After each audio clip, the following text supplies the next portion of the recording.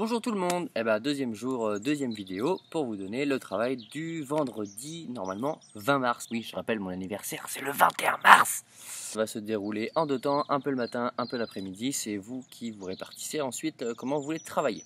Première chose, vous allez tout d'abord travailler en français sur deux exercices bien différents. Le premier exercice sera sur la conjugaison. Je vous rappelle, en ce moment, on travaille sur le passé simple qui est un temps du passé. Comme l'indique son nom. L'exercice on l'a déjà fait, il suffira de recopier les phrases qui sont déjà écrites. Je vous ai aidé, je vous ai même souligné les verbes, ce sont que des verbes du premier groupe qui se termine en ER, et de les conjuguer au passé simple. Deuxième exercice, c'est un exercice de transposition. On n'en a pas encore fait ensemble, mais vous en avez fait avec maîtresse Julie, ça je le sais. C'est simple, vous allez avoir ce texte-là sous vos yeux.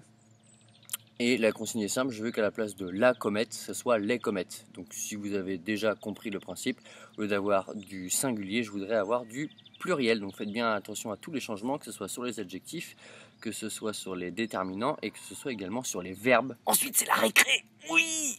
Quand vous reviendrez de récréation, un petit peu de mathématiques, pareil, je vous ai prévu deux petites activités. La première activité c'est du calcul sans le poser.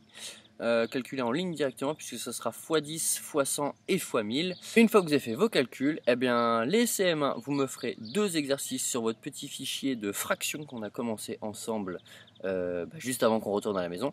Et les CM2, vous, ça sera sur votre fichier sur les nombres décimaux. Même chose, vous me faites deux exercices. Après, c'est la pause repas et ça, c'est le plus important. Et bien comme hier, après la pause repas, un petit temps calme, de la lecture. Vous pouvez faire encore votre quart d'heure de lecture, vous n'avez pas besoin de papa et maman pour ça, vous pouvez le faire tout seul. Regardez, faites comme moi, je me suis mis dehors, au soleil, il fait vraiment très bon et c'est vraiment très agréable. Ensuite, j'aimerais que vous me corrigiez vos textes qu'on a commencé en écriture. Vous vous souvenez, vous avez tous une carte avec des consignes différentes, soit c'était des listes, soit c'était des textes descriptifs.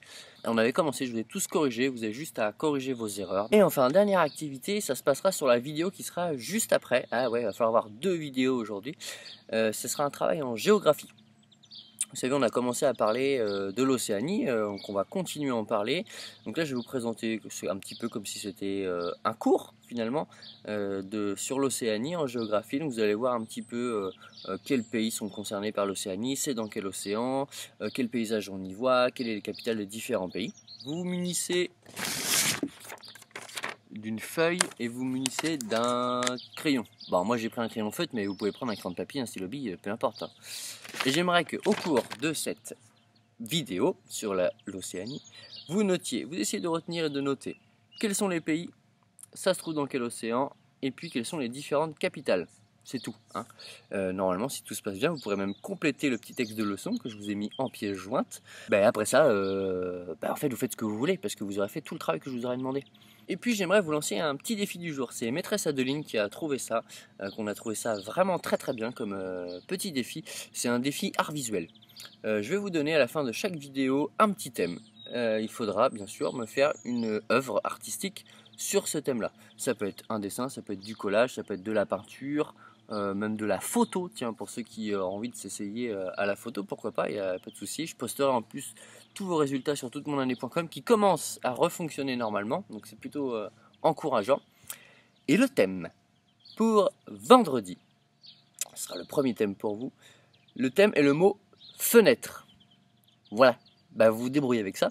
Ça peut être le dessin d'une fenêtre, ça peut être ce qu'on voit derrière la fenêtre, ça peut être ce qu'on voit devant la fenêtre, ça peut être une fenêtre sur n'importe quoi. À vous de faire travailler votre imagination.